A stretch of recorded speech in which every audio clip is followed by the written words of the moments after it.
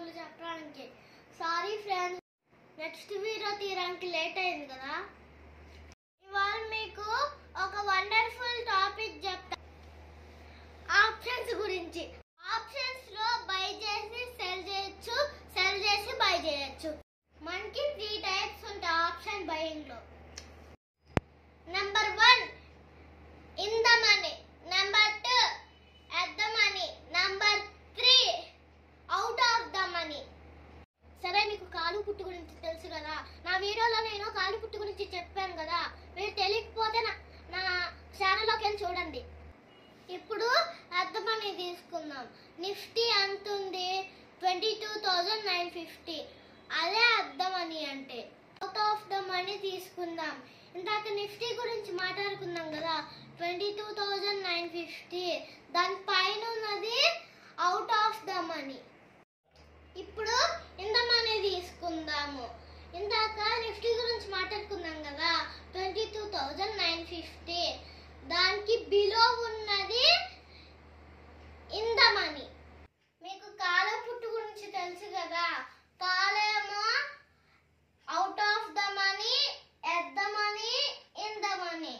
పుట్టేమో in the money, at the money, out of the money.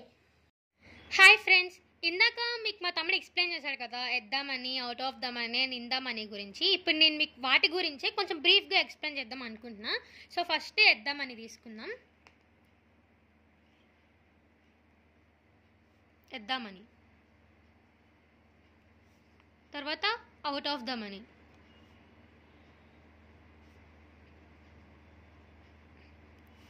తర్వాత in the money.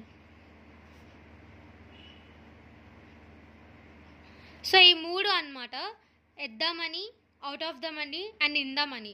So నార్మల్గా ఈ మూడింటిని ఎందులో యూజ్ చేస్తాం? ఆప్షన్స్లో యూజ్ చేస్తాం అన్నమాట. సో ఆప్షన్స్లో కాల్ ఇంకా పుట్ ఉంటాయి. సి అంటే కాల్ అండ్ పి అంటే పుట్ అన్నమాట. సో సి అంటే కాల్, పి అంటే పుట్. ఈ రెండింటి గురించి మీ అందరికీ బాగా ఐడియా ఉండండి కదా. సో కాల్ అంటే ఏంటి? నార్మల్గా మనకి కాల్ అంటే పెరగడం అన్నమాట. మార్కెట్ పెరగడాన్ని కాల్ అంటారు. పుట్ అంటే ఏంటి? మార్కెట్ తగ్గడం, అంటే మార్కెట్ పడిపోయిందని అంటారు కదా. సో అది. పి అంటే పుట్ అంటే మార్కెట్ తగ్గడం. సి అంటే కాల్ అంటే మార్కెట్ పెరగడం. సో ఫర్ ఎగ్జాంపుల్ నిఫ్టీ తీసుకుందాం మనం. ఇందాక మీకు మా తమ్ముడు చెప్పాడు కదా, సో దాన్నే తీసుకుందాం. నిఫ్టీ అట్ ప్రెసెంట్ మనకి ఎంత ఉంది? 22,950 రూపీస్ ఉంది. సో ఫస్ట్ మనం కాల్ గురించి మాట్లాడదాము. సో ఎట్ ప్రెసెంట్ మనకి 22,900 ఉంది కదా, అది తీసుకుందాం. కాల్ గురించి మాట్లాడుతున్నా ఇప్పుడు మీకు పర్టికులర్గా చెప్తున్నాను. మళ్ళా కాల్ గురించి మాట్లాడుతున్నా. ఎట్ ప్రెసెంట్ మనకి 22,950 రూపీస్ ఉంది. అంటే ఎట్ ద మనీ అన్నమాట. ఏటీఎం అంటే మళ్ళీ ఏమనుకుంటారో, ఏటీఎం అంటే ఎట్ ద మనీ అంటే షార్ట్ కట్స్లో at the money ATM. So present ఎంతైతే ఉందో నిఫ్టీ 22,950 రూపీస్ ఉంది. ఇప్పుడు ప్రెజెంట్ 22,950 రూపీస్ ఉంది. సో దాన్ని ఎట్ ద మనీ అంటాం అన్నమాట. ఇప్పుడు ఈ 22,950 రూపీస్ పెరగడం అంటే కాల్ కదా. సో పెరగడం, కాల్ గురించి మాట్లాడుతున్నాం. సో ఇందులో పెరగడం అంటే ఏంటి? 23,100,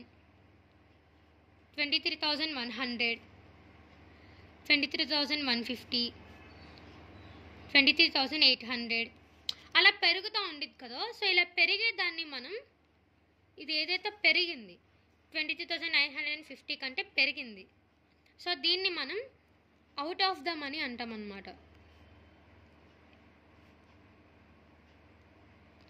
అంటే కాల్లో ఎట్ ద మనీ కంటే పెరిగినది ఏదైతే ఉండిద్దో దాన్ని మనం అవుట్ ఆఫ్ ద మనీ అంటాం.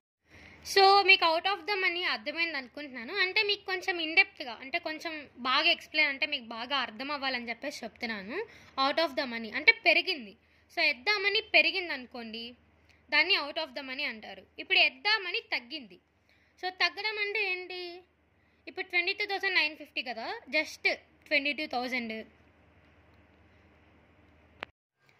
అదే అండి, అంటే అంత బిగ్ చేంజ్ జరగదన్నమాట మార్కెట్లో. సో ఇప్పుడు దీన్ని మనం 22,900, ఇది 22,800 అనమాట. సో అంటే ఇంత బిగ్ చేంజ్ జరగదు అనమాట. జస్ట్ 50స్లో కానీ 100స్లో కానీ మనకు చేంజ్ జరుగుతూ ఉండిద్ది. అండ్ ఇక్కడ కూడా ఒక మిస్టేక్ అయిందండి. ఇక్కడ కూడా 23,150 నుంచి డైరెక్ట్గా 23,800కి అంత బిగ్ చేంజ్ అయిపోదు అనమాట. సో నార్మల్గా 23,200 అలా అలా అలా చేంజ్ అవుతుంది అనమాట. అంత పెద్ద చేంజ్ అవుతుంది. నార్మల్గా మహా అంటే 50 ఇంకా 100 అంతవరకే చేంజ్ అవుతుంది అనమాట. సో ఇక్కడ 22,700, 22,750, 22,600 ఇట్లా తగ్గుతూ ఉండిద్ది అనమాట. అంటే ఎద్దా మనీ కంటే తగ్గిద్ది. ఏ కాల్లో ఎద్దా మనీ కంటే ఏదైతే తగ్గిద్దో దాన్ని మనం ఇందామని అంటాం అన్నమాట. సో అంటే ఎద్దా మనీ కంటే ఏదైతే తగ్గిద్దో దాన్ని ఇందామని అంటాం. ఎద్దా మనీ కంటే ఏదైతే పెరిగిద్దో దాన్ని అవుద్దామని అంటాం అన్నమాట. సో కాల్ గురించి మీకు అర్థమైంది అనుకుంటున్నాను. సో ఇప్పుడు మనం పుట్టు గురించి మాట్లాడుకుందాం. పుట్టు అంటే ఏంటండి? తగ్గడమే కదా. సో తగ్గడం, దాని గురించి మాట్లాడుకుంటా. అంటే కాల్కి క్వైట్ ఆపోజిట్లో ఉండిద్ది అనమాట పుట్టు. ఎందుకంటే కాల్ అంటే పెరగడం, పుట్టు అంటే తగ్గడం కదా. సో క్వైట్ ఆపోజిట్లో ఉండిద్ది. సో ఇక్కడ మనకి ఎద్దా మనీ కంటే ఇవంతా పెరిగింది. ఇప్పుడు పుట్టు గురించి మాట్లాడుతున్నాను, మళ్ళీ చెప్తున్నాను.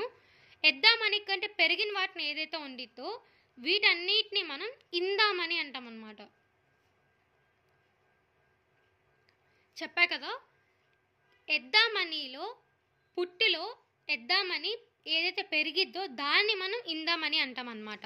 అలాగే పుట్లో ఎద్దా మనీ కంటే ఏదైతే తగ్గిద్దో దాన్ని అవుట్ ఆఫ్ ద మనీ అంటాము. సో మీరు ఇక్కడ లిటిల్గా కన్ఫ్యూజ్ అవుతారు అనుకుంటా. నేను మళ్ళీ ఎక్స్ప్లెయిన్ చేస్తాను.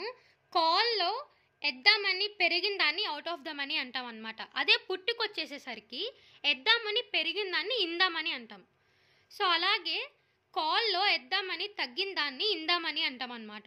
సో అట్లాగే పుట్లో చూసుకున్నాం అనుకోండి, ఎద్దా మనీ తగ్గిన దాన్ని అవుట్ ఆఫ్ ద మనీ అంటాం అనమాట. క్వైట్ ఆపోజిట్గా ఉంటాయి అన్నమాట. సో యాక్చువల్గా మనకి ప్రాఫిట్ రావాలి కదా, మనం ప్రాఫిట్ గురించి మాట్లాడుకుంటున్నాం. అంటే ఇప్పుడు 23,500 ఉన్నది 5 రూపీస్ స్ట్రైక్ ప్రైస్ ఉండిద్ది. అలాగే 23,000 ఉన్నది 50 రూపీస్ స్ట్రైక్ ప్రైస్ ఉండిద్ది అనమాట. నేను కానీ లేకపోతే మనందరం చేసే పెద్ద మిస్టేక్ ఏంటంటే ఇది 5 రూపీస్కే ఉంది స్ట్రైక్ ప్రైస్. సో మనం దీన్ని కొనేస్తాం అనమాట. దీన్ని కొనేసినప్పుడు మనకి లాస్ వచ్చిద్ది. అంటే ఎగ్జాంపుల్ చెప్తాను చూడండి. మనకి 22,950 ఉంది, ఎద్దామని 22,950 ఉంది కదా. ఇప్పుడు మనం 23,000 కాల్ కొన్నాం అనుకుందాం. అంటే 50 రూపీస్ పెట్టి మనం ఒక కాల్ కొనేసినప్పుడు మనకి మార్కెట్ 23,100కి చేంజ్ అయింది. అంటే దీనికి నియర్ బై ఉంది కదా, దీనికి నియర్ బై ఉంది. 23,000కి 23,100 నియర్ బై ఉందన్నమాట. సో ఇప్పుడు మనం దీనికి ఒక అంటే మీకు ఎగ్జాంపుల్గా చెప్తాను. 23,100 మైనస్ 22,950 150 వచ్చింది అనమాట.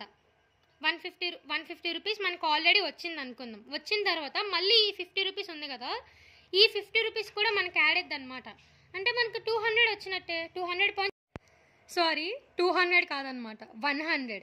అంటే మనకి ఇక్కడ 150 రూపీస్కి వచ్చింది, మనం 50 రూపీస్కి బై చేసాం. అంటే మనకి 100 రూపీస్ వచ్చింది అనమాట. సో ఆటోమేటిక్గా మనకి 100 రూపీస్ ప్రాఫిట్ వచ్చింది కదా. సో ప్రాఫిట్ వచ్చింది. అదే మనం 23,500ది కొన్నాం అనుకోండి, ఇప్పుడు మనకు ఆప్షన్స్లో ఎక్స్పైరీ డేట్ ఉంటుంది కదా. మనకి నార్మల్గా నిఫ్టీ ఎంత చేంజ్ అయ్యిద్ది? 50 రూపీస్ కానీ 100 రూపీస్ కానీ చేంజ్ అయ్యిద్ది. మనం ఎంత కొనేసాం? డైరెక్ట్గా 23,500ది కొనేసాం. అది ఎప్పుడు పెరగాలని, ఎప్పుడు చేంజ్ అవ్వాలని? సో ఫైనల్గా మనకి ఎక్స్పైరీ డేట్కి వచ్చేసేపటికి 0 అయిపోద్ది అనమాట. అంటే మనకి లాస్ వచ్చేసిద్ది. సో ఇంత ఎక్కువ చేంజ్ ఉన్నదాన్ని మనం కొనకూడదు.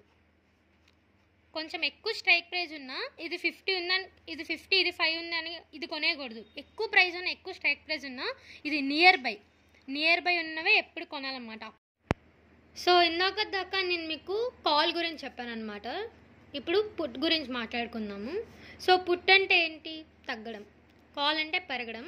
సో మనం నిఫ్టీ గురించి మాట్లాడుకుంటున్నాం కాబట్టి నిఫ్టీకి ఎద్దామని వచ్చేసి 22,950 రూపాయలు ఉంది.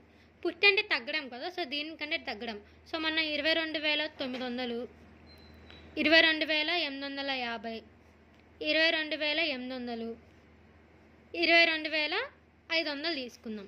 సో వీటికన్నిటికీ కొన్ని స్ట్రైక్ ప్రైజెస్ ఉంటాయి కదా. సో 22,900కి స్ట్రైక్ ప్రైజ్ 50 రూపాయలు ఉందనుకుందాం. అదే 22,500కి 5 రూపాయలు ఉందనుకున్నాం. నేను మళ్ళీ చెప్తున్నా, ఇందాక మీకు సిఈలో చెప్పినట్టే ఇవన్నీ జస్ట్ నేను మీకు ఎగ్జాంపుల్స్గా చెప్తున్నాను అనమాట. మీకు ఇవే కంపల్సరీగా ఉంటాయని ఏం కాదు. సో మనం అందరూ ఏం చేస్తాము, సో ఏమి ఇందాకట్లాగే ఇది 5 రూపీస్కి ఉంది కదా అని చెప్పేసి ఇది కొనేస్తాం. కానీ మనం ఇప్పుడు పుట్టి కొన్నాం కదా, పుట్టి అంటే తగ్గడం కదా. 22,950 ఉంది. 22,950 నుంచి మార్కెట్ మనకి 22,850కి తగ్గిపోయింది అనమాట. అంటే తగ్గింది. మనం ఆల్రెడీ 22,900లో కొన్నాము. ఒకవేళ నిజంగానే మనం పుట్టు గురించి మాట్లాడుకుంటున్నాం కదా, మనం అనుకున్నట్టే మార్కెట్ పడింది అనుకుందాం. 22,950 రూపాయల నుంచి 22,850 రూపాయలకి మార్కెట్ పడిపోయింది. మనం ముందే ఏం చేసాము, 22,900 పుట్టు 50 రూపాయలు ఉంది కదా స్ట్రైక్ ప్రైస్, దాన్ని కొనేసాం. మార్కెట్ 22,850కి పడిపోయింది. అంటే దీనికి మనం మైనస్ చేసుకున్నాం అనుకోండి 100 రూపీస్. మనం ఆల్రెడీ 50 రూపీస్ కొనేసుకున్నాం కాబట్టి 50 రూపీస్ మైనస్ చేసుకుందాం. అంటే మనకి 50 రూపీస్ వచ్చింది. సో దిస్ ఈజ్ ప్రాఫిట్ అనమాట. అదే మనం 22,500 5 రూపీస్ స్ట్రైక్ ప్రైస్ ఉందని ఇది కొనేసాం అనుకోండి, ఎక్స్పైరీ డేట్ వచ్చేసేపటికి మనకి ఇది 0 అయిపోద్ది. ఎందుకు 0 అయిపోద్ది? సపోజ్ మనకి నిఫ్టీ 50 రూపీస్ నుంచి 100 రూపీస్ వరకే చేంజ్ అయ్యింది. ఇక్కడ మనం ఏం పెట్టుకున్నాం, 22,500, అంటే ఇంత చేంజ్ రాదు కదా. సో అందుకనే ఎక్స్పైరీ డేట్కి వచ్చేసేపటికి 0 అయిపోద్ది. సో ఇది మనం కొనకూడదు. ఇది కొంటే మనకి ఆటోమేటిక్గా లాస్ వచ్చే ఛాన్సెస్ ఉన్నాయన్నమాట. అదే మనం 50 రూపీస్ పెట్టి నియర్ బై ఉన్నది కొందాం అనుకోండి, మనకి ప్రాఫిట్ వచ్చే ఛాన్సెస్ ఎక్కువ ఉంటాయి అన్నమాట. సో ఇందాకటి నుంచే నేను మీకు చెప్పాలనుకున్న పాయింట్ ఏంటంటే, కాల్లో కానీ పుట్లో కానీ ఎద్దామనికి నియర్ బై ఉన్నాయి కొనుక్కోవాలన్నమాట. కాల్లో కానీ పుట్లో కానీ నియర్ బై ఉన్నాయి మనకి కొనుక్కుంటాం వల్ల మనకి ఆటోమేటిక్గా ప్రాఫిట్ వచ్చే ఛాన్సెస్ ఎక్కువ ఉన్నాయన్నమాట. నియర్ బై కాకోకుండా ఎక్కువ గ్యాప్ ఉన్నవి, చాలా లాంగ్లో ఉన్నాయి మనం కొన్నామనుకోండి, మనకి ఎక్స్పైరీ డేట్న అది 0 అయిపోయి అంత మార్కెట్ పెరగకపోవటం వల్ల మనకి లాస్ వచ్చేసిద్ది. అదే నియర్ బై కొన్నామనుకోండి మనకి ప్రాఫిట్ వచ్చింది. ఓకే ఫ్రెండ్స్, మా సిస్టర్ చెప్పిందంటే మీకు అర్థమైంది అనుకుంటున్నాను. మీకు ఏమైనా డౌట్స్ ఉంటే కింద కామెంట్ సెక్షన్లో కామెంట్ చేయండి. సూటిగా సుత్తి లేకుండా మార్కెట్ గురించి అప్డేట్స్ ఇస్తాను కదా ఫ్రెండ్స్. ప్లీజ్ ఇప్పుడైనా ఒక లైక్ అండ్ సబ్స్క్రైబ్ చేయొచ్చు కదా ఫ్రెండ్స్.